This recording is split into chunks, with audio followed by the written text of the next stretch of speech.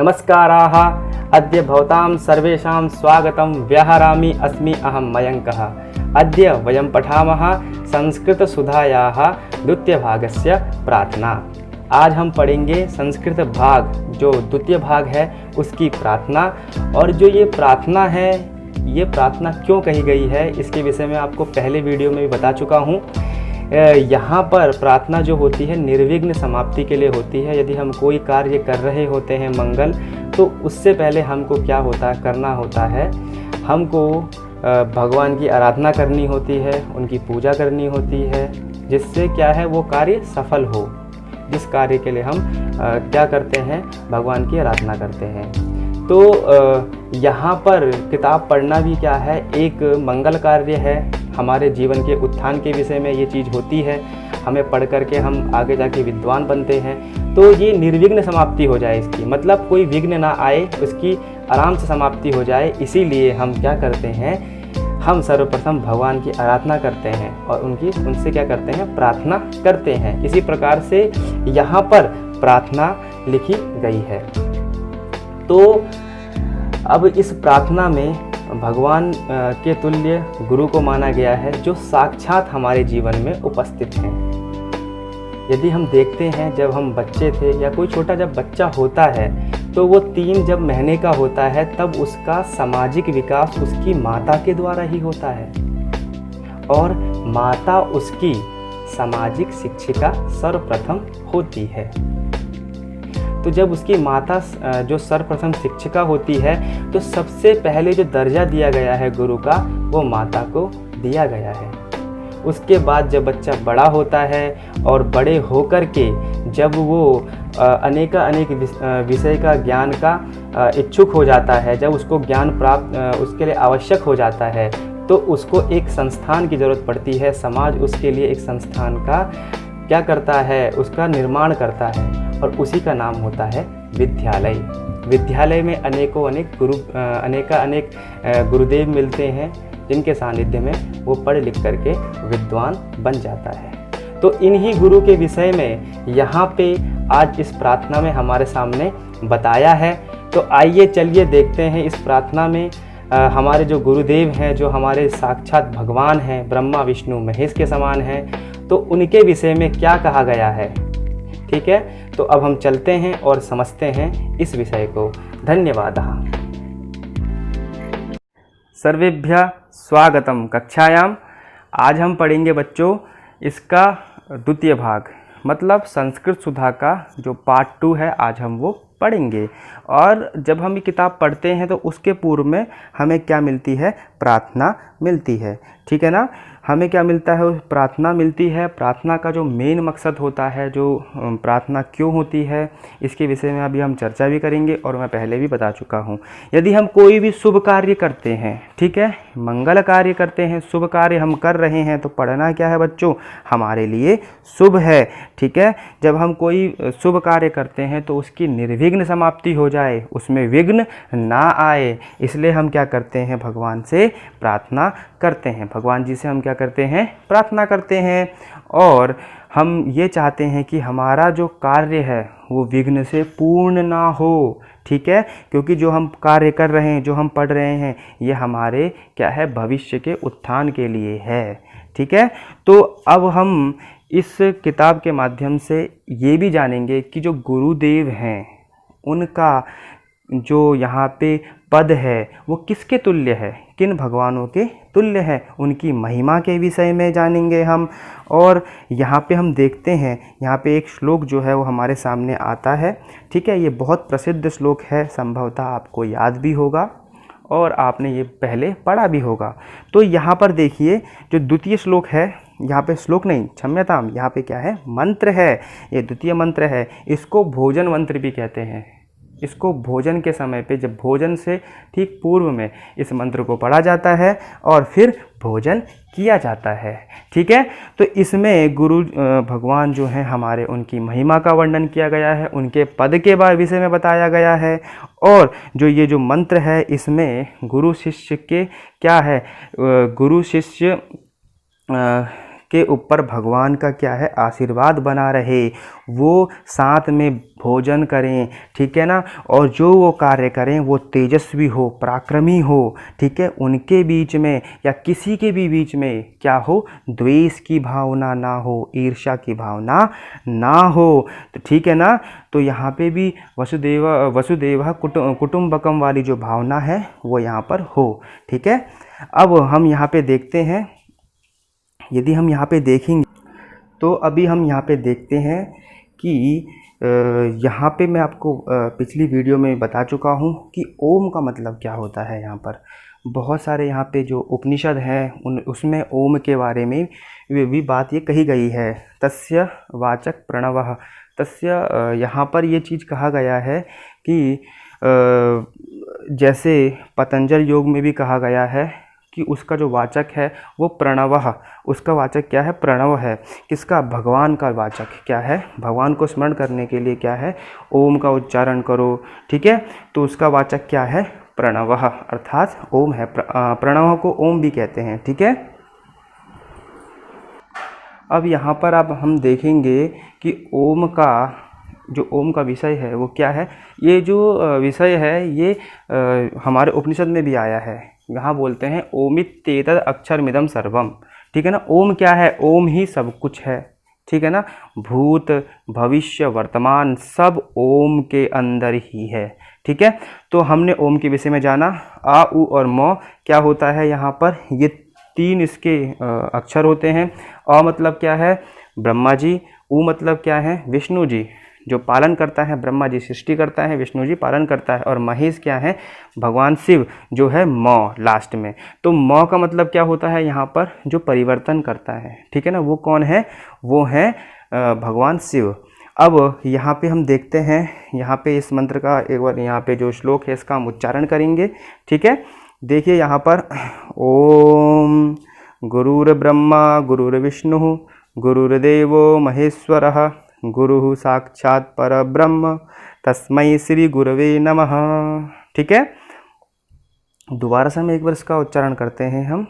ओम गुरुर्ब्रह्मा गुरुर्विष्णु गुरुर्देवो महेश्वरः गुरु साक्षात् परब्रह्म तस्मै श्री गुरवे नमः, ठीक है। इस प्रकार से ये जो मंत्र है ये उच्चारण किया गया है। देखो यहाँ पर क्या है, जो गुरु भगवान है, हम गुरु को भगवान ही मानेंगे क्योंकि क्या है, वो हमें क्या है, अंधेरे से उजाले की तरफ ले जाते हैं, ठीक है ना। गु मतलब क्या होता है, अंधेरा। रू मतलब होता है उजाला, जो हमें प्रकाश भी कह सकते हैं, जो हमें अंधेरे से प्रकाश की तरफ ले जाए वो क्या है, गुरु हैं, ठीक है ना। तो यहाँ पर देखिए गुरु क्या है, ब्रह्मा जी हैं। विधाता जो है वो कौन है, गुरु हैं। और गुरु विष्णु, गुरु क्या है, हमारे विष्णु भी हैं, ब्रह्मा जी हैं, विष्णु हैं। और गुरुदेवो महेश्वरः, और गुरु हमारे क्या हैं, देवों के देव, महादेव कौन, शिव भगवान। कौन है, गुरु हमारे शिव भगवान भी हैं, ठीक है ना। गुरु साक्षात परब्रह्म, गुरु क्या है, साक्षात बिल्कुल हमारे सामने क्या है, पर ब्रह्म है, पर ब्रह्म है, ठीक है ना। जो पर ब्रह्म कहा भी गया है, अगर मैं इसमें आपको बात करूं उपनिषद की या फिर बहुत पीछे हमारे ग्रंथों में कहा गया है कि ब्रह्मा विष्णु और जो महेश हैं इनको मिलाकर बनता है पर ब्रह्म, ठीक है ना। ये कौन है, पर ब्रह्म है। गुरु जी हमारे साक्षात क्या है, पर ब्रह्म है। और तस्मै श्री गुरुवे नमः, उनके लिए मैं क्या करता हूँ, उन गुरु जी के लिए मैं क्या करता हूँ, नमस्कार करता हूँ, ठीक है ना। उनके लिए मैं क्या करता हूँ, नमस्कार करता हूँ। देखो बच्चों यहाँ पे नमः है, नमः के योग में बच्चों आप ध्यान रखना चतुर्थी आती है, तो गुरुवे में भी चतुर्थी है और तस्मै भी में भी क्या है, चतुर्थी है। तो तस्मै श्री मतलब ये आदरवाचक शब्द है, और गुरुवे नमः अर्थात उन गुरु जी के लिए मैं क्या करता हूँ, नमस्कार करता हूँ। अब देखो हम यहाँ उसका अर्थ हम जानेंगे, तो उसका अर्थ आएगा कि गुरु ही क्या है, ब्रह्मा विधाता है, ठीक है ना। गुरु ही क्या है, विष्णु है। गुरु ही महेश्वर हैं, ठीक है ना, शिव भगवान जी हैं। और गुरु ही साक्षात परब्रह्म हैं, ठीक है। ऐसे उन गुरु श्रेष्ठ को हम प्रणाम करते हैं। देखिए बात वही आ गई, ठीक है। अब हम आगे बढ़ते हैं। जो हमारा अगला यहाँ पे मंत्र है बच्चों, ये मंत्र क्या है, इसको लय के साथ कभी पढ़ा नहीं जाता। मंत्र की वैसे कभी लय नहीं होती जैसे श्लोक की लय होती है। इसको क्या है, इसको उदात, अनुदात और स्वरित, इन स्वरों के माध्यम से पढ़ा जाता है। ठीक है ना, इनमें ये स्वर बहुत मेन देखे जाते हैं ये चीज़ें। तो यहाँ पर हम देखते हैं ये जो मंत्र है इसको भोजन मंत्र भी कहते हैं। और हाँ बच्चों, अगर आपने ये वीडियो देख ली है तो इस मंत्र को आप ज़रूर याद करके भोजन से पूर्व, ठीक पूर्व ही इस मंत्र का आप उच्चारण करेंगे। ठीक है, और इस मंत्र का फिर हम क्या जानेंगे, अर्थ भी जानेंगे। बहुत अच्छा मंत्र है ये। अब देखो इस मंत्र का उच्चारण कैसे होता है। ओम का मतलब मैंने देखो बच्चों आपको बताया ही है कि ओम क्या चीज़ है। ठीक है, तो यहाँ पे है कि सह, देखो यहाँ पे हम इसको जब पढ़ेंगे पूरे ठीक है ना उच्चारण के साथ, तो कैसे पढ़ना, देखो ओम सहनाववतु सहनौ भुनक्तु सह वीर्यं करवावहै तेजस्विनावधीतमस्तु मा विद्विषावहै। ओम शांति शांति शांति सर्वारिष्टासु शांतिर्भवतु। ठीक है, इस प्रकार से हमें इसका उच्चारण करना है। दोबारा देख लेते हैं एक बार। ओम, ठीक है ना, ओमित्येतद् अक्षरमिदं सर्वम। ये ओम क्या है, सब कुछ है। जितना भी हमने चीज़ देख ली, ठीक है ना, भूत भविष्य वर्तमान, ठीक है ना, सब कुछ क्या है, ओम ही है। ठीक है ना।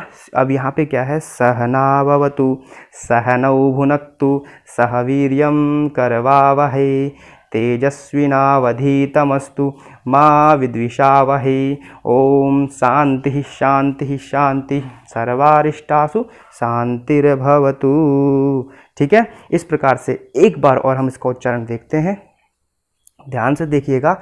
ओम सहनाववतु सहनौ भुनक्तु सह वीर्यं करवावहै तेजस्विनावधीतमस्तु मा विद्विषावहै। ओम शांति शांति शांति सर्वारिष्टासु शांतिर्भवतु। देखो माँ विद्विषावहै, ठीक है ना, ये जो व है, दो है, आधा है, उसके नीचे फिर व है। ठीक है ना, व पे ई की मात्रा है। ठीक है, व पे ई की मात्रा है। विद्विषावहै, ठीक है ना, इस प्रकार से। अब हम देखो यदि इसका अर्थ जानेंगे, इसका यदि हम बच्चों अर्थ जानेंगे मेरे प्रिय बांधवों मित्रों, तो इसका देखो अर्थ क्या होगा, ओम सहना भवतु। ठीक है ना, क्या, ओम सहना भवतु। भवतु मतलब हे ईश्वर। यहाँ पे देखो हे ईश्वर, इसका अर्थ देखो, हे ईश्वर आप हम दोनों मतलब गुरु और शिष्य की साथ साथ रक्षा करें। ठीक है ना, सहना भवतु, हे भगवान, हे ईश्वर आप हम क्या करें, हाँ आप जो हम गुरुदेव हैं या शिष्य है मेरा, उसकी क्या करें, हम दोनों की साथ साथ रक्षा करें। यहाँ पे फिर है सहनो भुनक्तु, सहनौ भुनक्तु मतलब सह मतलब साथ में, नौ भुनक्तु मतलब हम साथ में क्या करें, हम साथ साथ में भोजन करें। ठीक है, हम क्या करें, साथ साथ में भोजन भी करें। ठीक है, तो इस भोजन अगर हम साथ में कर रहे हैं, साथ में खा रहे हैं और साथ में हमारी रक्षा की जा रही है, तो हम क्या है, सर्वगुण संपन्न है। सर्वगुण संपन्न का कहने का मतलब ये है कि हमें कोई भी समस्या नहीं है। ठीक है ना, जो सारी समस्या है वो क्या है, वो हमें हमारे भगवान जी दूर कर रहे हैं। ठीक है ना, वैसे सर्वगुण संपन्न तो कोई नहीं होता, पर ये चीज़ें हमें ध्यान रखनी है। तो अब देखो यहाँ पे अगला है यहाँ पे कि सह वीर्यम करवावहै। करवावहै मतलब यहाँ कहने का मतलब ये है हम क्या करें, साथ साथ पुरुषार्थ या पराक्रम करें। कहने का मतलब ये है कि हम पुरुषार्थ, जो वेद में बताए गए पुरुषार्थ, पुरुषार्थ क्या है, पुरुषार्थ किसे कहते हैं, पुरुषार्थ कहते हैं बच्चों, ध्यान रखना, धर्म अर्थ काम और मोक्ष, ये चार प्रकार के क्या होते हैं, पुरुषार्थ होते हैं। क्या होते हैं, धर्म अर्थ काम और मोक्ष। तो ये चार प्रकार के पुरुषार्थ होते हैं, ये वेद पढ़ने से या काव्य पढ़ने से प्राप्त होते हैं। ठीक है ना, काव्य से बहुत ही सुबोध तरीके से आसानी से प्राप्त हो जाते हैं, और वेद में क्या है, थोड़ा जटिल तरीका होता है इसे प्राप्त करने का। पर जो वैसे मंद बुद्धि वाले, कुछ कम बुद्धि वाले लोग होते हैं, उनके लिए काव्य का माध्यम ठीक रहता है। ठीक है, तो ये पुरुषार्थ के विषय में हमने जाना, धर्म अर्थ काम मोक्ष। ठीक है ना। अब उसके बाद है या पराक्रम। पराक्रम आप जानते ही हो, ठीक है ना। पराक्रम करें, पराक्रम मतलब क्या होता है, हम पराक्रमी बने, ठीक है ना, पुरुषार्थ को प्राप्त करें और अपना पराक्रम, पराक्रम क्या क्या है, पराक्रम हर जगह फैलाएं, अपनी ख्याति को हर जगह फैलाएं, ठीक है ना, पराक्रमी बने। अब यहाँ पर यदि आप देखेंगे उसके बाद क्या है, तेजस्वी नावधीतमस्तु, अर्थात हमारा पढ़ा हुआ सदा तेजस्वी या तेजवान हो। कहने का मतलब बच्चों ये है कि तेजस्वी और तेजवान कब होगा हमारा पढ़ा लिखा, जब हम क्या करेंगे, नित्य सुबह भगवान का ध्यान करेंगे, ठीक है, भगवान की क्या करेंगे, वंदना करेंगे, ठीक है, और क्या करेंगे, हम अभ्यास करेंगे, ठीक है, अभ्यास करेंगे, स्वाध्याय करेंगे, ठीक है। उसका जो स्वाध्याय अभ्यास होता है, जब हम वो करेंगे तो हमारा क्या होगा, तेजस्वी हो जाएगा, ठीक है ना, वो पढ़ा हुआ हमारे मुख पे आ जाएगा, वो चीज़ पढ़ी हुई, ठीक है। तो यहाँ पर हम देखते हैं इसके विषय में, तो यहाँ पे कहा है कि हमारा पढ़ा हुआ सदा तेजस्वी या तेजवान हो। कहने का मतलब ये है कि जो हमने पढ़ लिख लिया है ना, जो हमने पढ़ा लिखा है, वो हमारी किताब में ना रहे, वो हमारे मुख में रहे, हम उसके से तेजवान हो, हमारे मस्तिष्क में वो चीज़ रहे। यदि हमें कोई पूछे तो हम उसका उत्तर दे दें, ठीक है। और यहाँ पर है हो तथा, ये हम दोनों कभी कभी, अब देखो यहाँ पर क्या है अगला, कि माँ विद विषावहे, अर्थात माँ मतलब हम दोनों, माँ मतलब नहीं, ठीक है ना, माँ मतलब क्या होता है, नहीं, मतलब हम दोनों, ठीक है ना, एक दूसरे से, देखो जब हम बहुत व्यक्ति जब होते हैं, जब उनके पास ज्ञान आ जाता है, वो जब तेजस्वी हो जाते हैं तो क्या करते हैं, वो आपस में द्वेष ईर्ष्या करना शुरू कर देते हैं। क्या कर देते हैं, द्वेष ईर्ष्या करना शुरू कर देते हैं। भाई मैंने इतना पढ़ लिया तो मैं तो इतना विद्वान हूँ, ये कैसे विद्वान है, इसको तो कुछ नहीं आता, ठीक है ना। तो क्या करते हैं, द्वेष करते हैं। ईर्ष्या मतलब क्या होता है, जलन, ठीक है, द्वेष और ईर्ष्या, या ये एक ही चीज़ है, द्वेष या ईर्ष्या, ठीक है ना। द्वेष उसके बारे में गलत सोचना, गलत बातें करना, ईर्ष्या उससे जलन करना, ठीक है ना। तो हम वो जलन करना शुरू कर देते हैं, क्यों, क्योंकि क्या होता है, हम पे वो चीज़ आ जाती है तो हम सोचते हैं कि हम इस पे कैसे आ गई वो चीज़, हम पे क्यों नहीं आई, या फिर हम उससे क्या करते हैं, जलन करना शुरू कर देते हैं।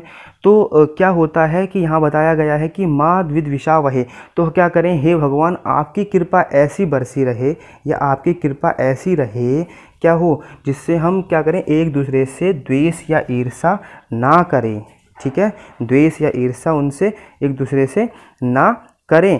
तो यहाँ बताया गया है ना करें, अर्थात हम दोनों गुरु शिष्य मिलजुल कर क्या है, सभी कार्य करें तथा सदा परस्पर स्नेहपूर्वक रहें। देखो बात वही बन गई, पूरी आ गई।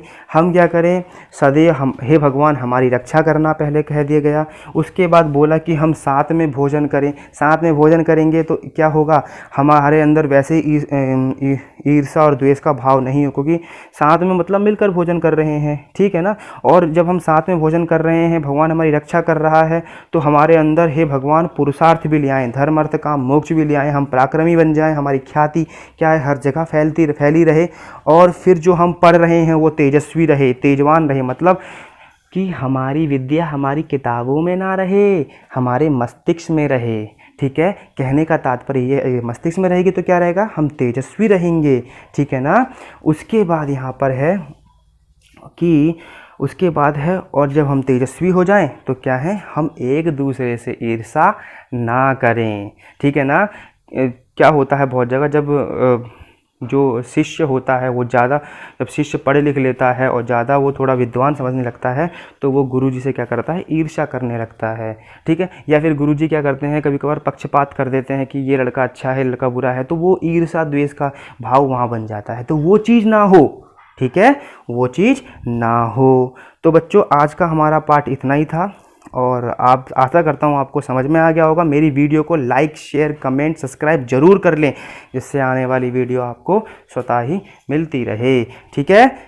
तो अब हम मिलते हैं दूसरी वीडियो में, और तब तक के लिए धन्यवाद।